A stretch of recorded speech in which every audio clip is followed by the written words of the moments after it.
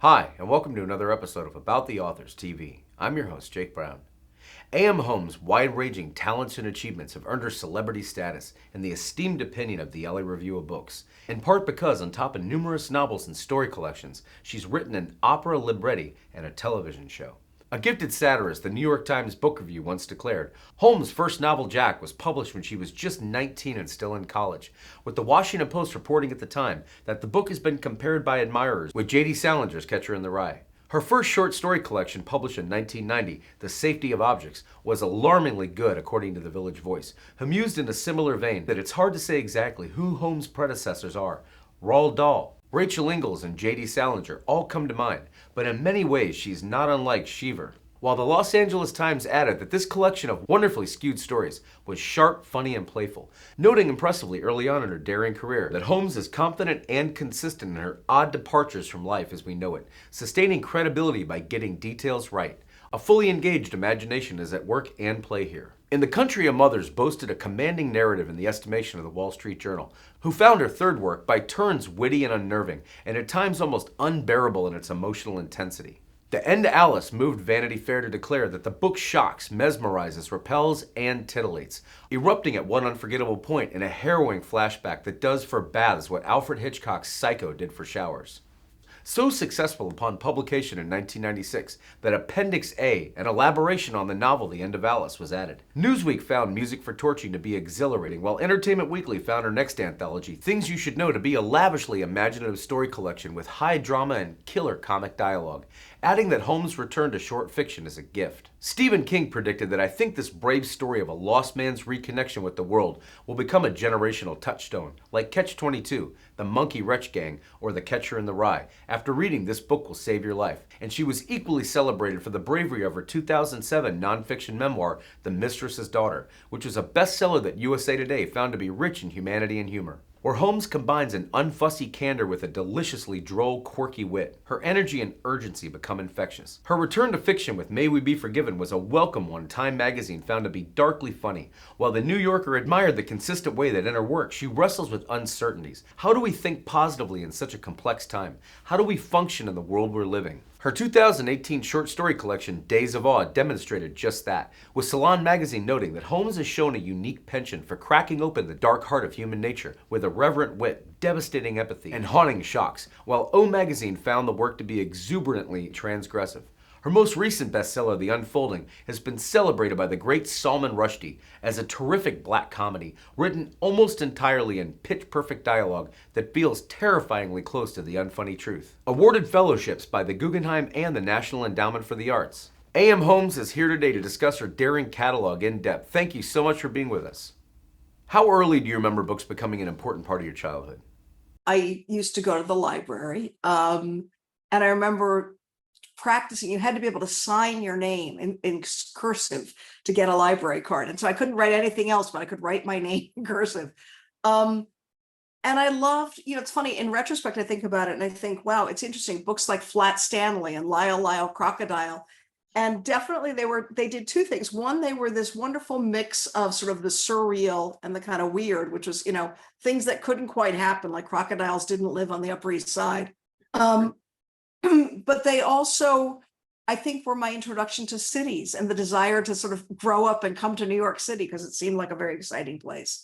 So that was sort of the first wave. And the second wave was biographies. And I just loved, I couldn't read enough biographies. And it was everything from Babe Ruth to Eleanor Roosevelt to every historical figure. And I still feel that way. I mean, it's sort of like learning about life.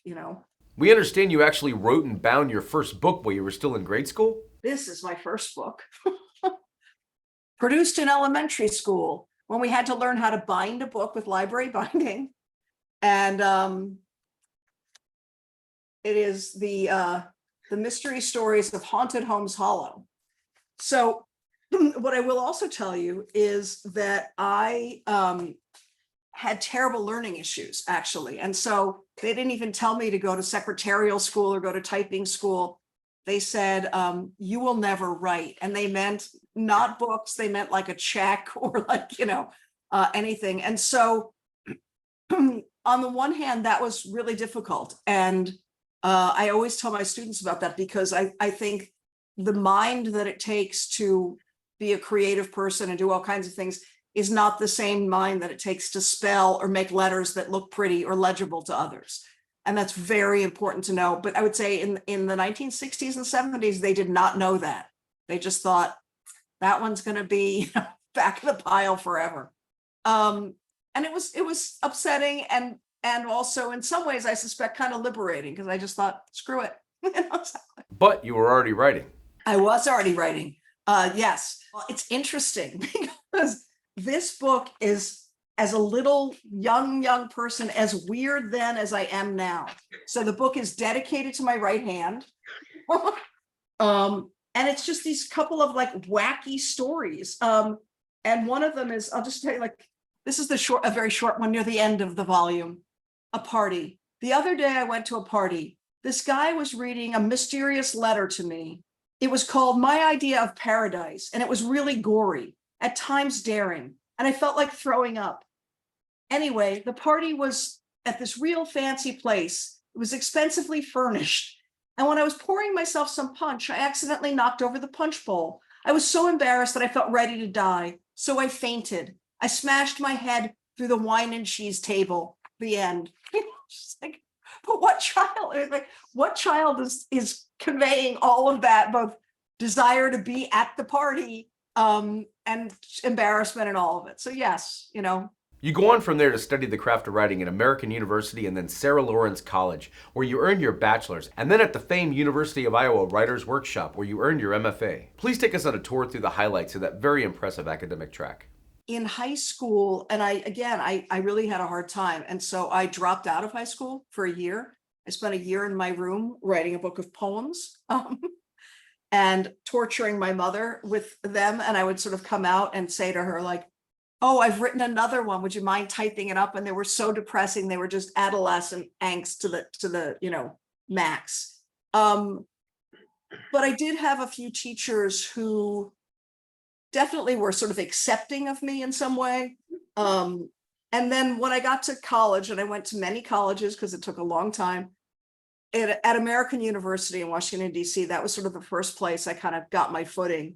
And they let me take the graduate sequence of creative writing courses. And they said, you're the only other person besides Ann Beatty that we've allowed to do this.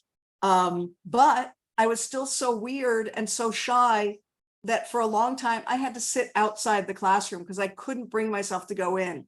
And I remember one of the professors saying, I would have given you an A if you'd come into the room.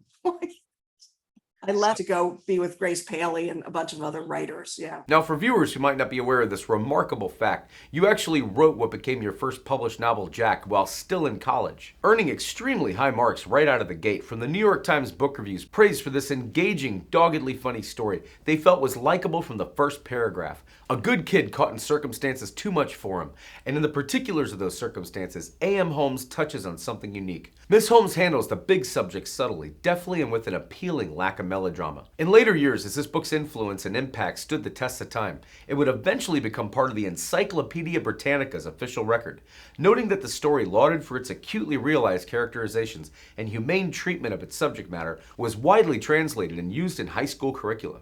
Please take us back in time to the first moment you met Jack, in your imagination or in the real world if art was imitating life. The story behind Jack is that I was at American University in Washington, D.C., and I took a course in children's literature. And one of the things they talked about was what they called a new kind of book for young people, which was a book that dealt with what was a new moral issue. So a new moral issue would be a teenager getting pregnant, or a kid being gay or something like that. And yet the new moral issue was always subject to sort of the old moral code. So the baby would die if the girl got pregnant, or if a kid was gay, their dog would be run over, or there was always some dire consequence. And so I was interested in writing a book that talked about a new moral idea in a way that allowed readers to navigate that experience, without a dire consequence. But also I purposely chose writing about a kid whose father was gay because I wanted to sort of show what that process was for somebody to sort of recognize their own bias and begin to deal with it. So the kid having to realize that,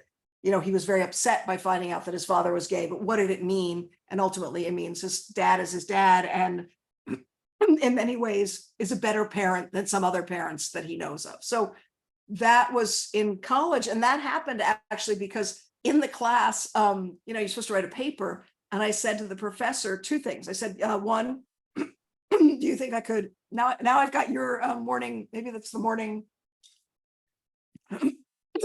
throat. I said, do you think I could write a novel instead of the paper? And she said, well, what makes you think you can do that? And I didn't want to say, I know I can't write the paper because I have these terrible learning issues. So I told her what I wanted to write about. And it's interesting because even then she's like, that will be very controversial. And I thought, this is like, I'm like a little kid. And I remember going, because I was in DC, to the Library of Congress and looking up gay parenting. And there were two books. One was Canadian, and there was some little pamphlet in the United States. So it's interesting to think about too, how subject matter, is really outside of publishing industry and so on. And obviously, I'm sure there were gay parents all through history. It's not a new phenomenon. I started the book, there at American University. And then when I left American University and went to Sarah Lawrence, I brought the book with me. And I remember, it's funny. So Grace Paley, who's this wonderful, activist and short story writer, I was able to get into her class, I think in part because I'd had a background in activism. She'd been on leave for a year and everyone's like, you're never going to get in that class. You're like a new person on campus. Everyone's been waiting to take it, whatever. But I did get in. And Grace was enormously helpful in terms of my skills as a writer and learning to revise and so on. So the book was finished. And then I want to say through some, I used to have this weird habit of like writing letters to people, and through some movie director, in that the way that it's often somebody in a different industry, I happened to be put in touch with an agent, a big agent at ICM, but he represented, like Arthur Miller and Tennessee Williams and whatever. And he did send my book out. And at that time there was sort of, a gap between adult literature and young adult literature. And everyone's like, well, where does this book fall? And I said, oh, this is a book for everyone. Well, turns out in publishing, there is no such thing. There's no 4-quadrant novel. So that took a while. And then ultimately that agent died of AIDS. And it was a very long evolution to finally being published. And it was first published sort of against my better judgment as a book for young people. And I said, please don't put a picture on the cover of a boy who's supposed to be Jack. And they said, oh, no worries. We have a person working on it who's been doing a lot of psychiatric art lately. And I remember thinking, oh my God, what is that going to be? But then the good news was in paperback, it was picked up by Vintage Contemporaries. And that was the hot, super cool, paperback list that had Bright Lights Big City and all these really, cool books. So it found its way pretty quickly into the world. It was pretty wonderful, I will say. And the other side of it too is there is the blessing of being naive and not knowing sort of what to expect, not knowing how the industry works in some ways. Although at that point I had worked in publishing for a little while. I also had the benefit of, when the book was finished, meantime, writing these short stories, which became The Safety of Objects, and becoming, I would say, I don't say better, but a more skilled writer. And so I would say that was great, because I think there is a lot of feeling of, what do I do next? If you just happen to write a book and then happen to publish it and, you don't have a sense of what you're going to do next. It's scary. You'd eventually turn this book successfully into a screenplay that Showtime produced and aired in 2004, co-starring Anton Yelchin and Stockard Channing. Why did you fight so hard to keep the reins for this adaptation? It's interesting. Jack also had a very, in a weird way, I can't even remember all the iterations of it, but a very long development period where it sort of was passed down from person to person or, company to company. And I can't even remember. I feel like there were screenplays by other people. And then finally in the end, I was like, I'm just going to write it like in that. And then, sometimes they, as I put it, they let you. And that took a long time, but did work out. And I am still, I would say, friendly with the people that made that film, which also doesn't often happen. So yeah, that worked out well, but very, very long. I mean, many, many, many, many years, like a decade of development. What And about writing it though? Like just the difference. I mean, you had to revisit that character after years, or had you kind yeah, of gone back to the book now and then? Do you feel I like mean, that's a good example in the sense that like I've had this happen both with my own work, and I remember when I was working on Stephen King's Mr. Mercedes. You write something that's not in the book, and people go, "That's not in the book," and you're like, "That's right, we're writers." It's really important to realize that the book is the book, and the film is, or TV show is the film or the TV show, and one can expand on the other. But I've had more trouble when people say, I want it to be just like the book, and I give them a screenplay that is just like the book, and it doesn't work because it is a book. And so that is something that I learned very early on, that when adapting, whether it's my own work or somebody else's, you want to expand upon it and figure out what is the story for this format, and the format, whether it's 6 episodes of something or a 90-minute film. They're all different, and there's different structures that work. I knew nothing. I mean, I was despite that it took a long time to do, I was still, I would say, very young and very naive, and really knew nothing. I mean, I think if anything, my sort of background a little bit as a playwright is probably, if anything, sort of saved me or made something possible. That would have been the thing, because I think learning how to sort of use dialogue and reveal character through dialogue, came from that. We look forward to airing A.M. Holmes' full episode in an upcoming season, but for right now, we're going to talk to her a little bit about her latest release, The Unfolding. The great Salman Rushdie would rightly hail The Unfolding as a terrific black comedy, written almost entirely in pitch-perfect dialogue that feels terrifyingly close to the unfunny truth.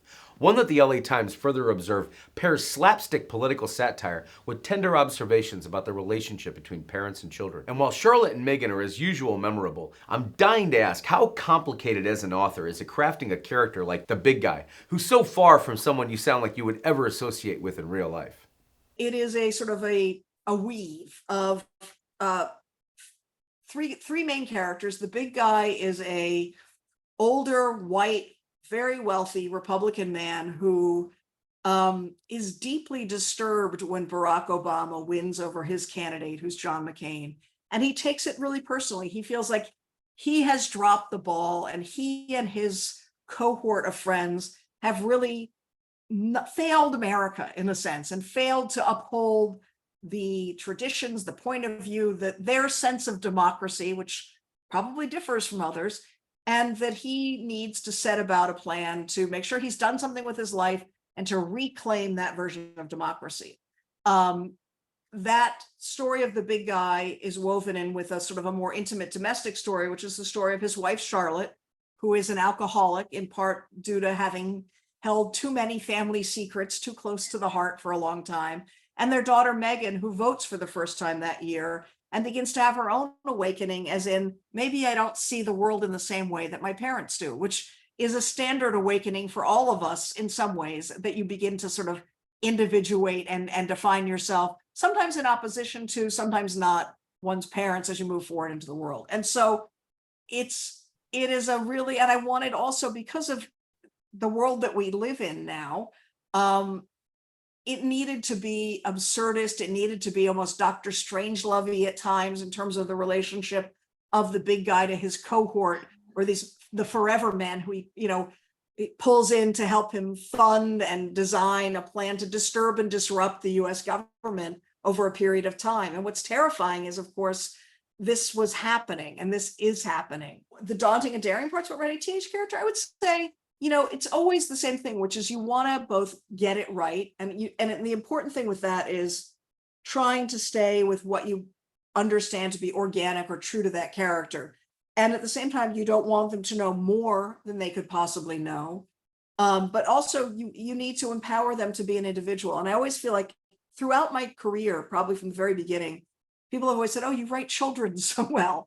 And I'm thinking, yes, because I treat them as people and not just like as props along the way. And so it's always been important to me to have strong young people in my work in one way or another. And so I think Megan is, in a way, sort of the fullest realization of that, because she's also on the cusp of becoming an adult. And so that was different but fun. And watching her kind of begin to be like, hey, wait, I don't see it the way these other people see it, and recognizing too, like the incredible bubble of privilege she's grown up in, and that there really is an entire other world outside of that. Showtime's wildly successful and influential The L Word, which ran for 6 seasons between 2004 and 2009, with The Hollywood Reporter acknowledging it as groundbreaking and must-see TV in the opinion of the LA Times, while the Washington Post in its coverage concluded that it changed television. How entertaining was it to be one of so many wonderful writers working along executive producer Eileen Shaken on such a vibrant show that made this much of an impact on the pop culture? Well, I will say The L Word was enormously fun. And so that, there's always this catch-22 with TV, which is that you can't work in TV unless you've worked in TV. And it's like, thanks, that makes it really difficult. And I happened to know a few people who were involved with that show. And so I wrote to them and said, hey, can I come and work on your show? And they were like, really? And I was like, yes, really. And then my friends here in New York were like, what makes you think you can do that? And my answer was much like when the teacher said, what makes you think you can write a novel? I said to my friends here, what makes you think I can have a job? Because you have to sit upright all day. And I'm not used to that. So I was less worried about my ability to actually write a screenplay than I was about to be in an office. And I went, and it was amazing and very different, obviously, than writing novels. And the cool part was you could just make stuff up, and some young person would write it down on a board, and 3 weeks later it would get filmed. And I'm like, wow, this is incredible, because in a novel, you write something down like, and then you like have to erase it, and then like a year goes by and you write the same thing again, and whatever. So it's a very different process, and I liked the speed of it. I liked the craft services and the snacks that you got all day long. People just bring you coffee all day, cookies, and it was a lot of fun. And so that was very, I would say, in the best of ways, invigorating for me. And after that, I did, started writing lots of pilots and stuff. And a lot of things would almost get made and not get made and all that stuff. But, it also, for a writer, it gives you health insurance, and it gives you a pension. And so now for the last, I don't know how many years, almost 6 or 8, I've served on the council of the Writers Guild. So I'm super involved, weirdly, in that world. And trying to bring also, new writers of different voices, because that world also had been very, just white guys around a table. And so trying to sort of mix that up a bit. The first time I wasn't able to go on set for Jack. A.M. Homes, yours has been quite a career. We thank you so much for taking out time to talk about it all today on About the Authors TV. Thank you.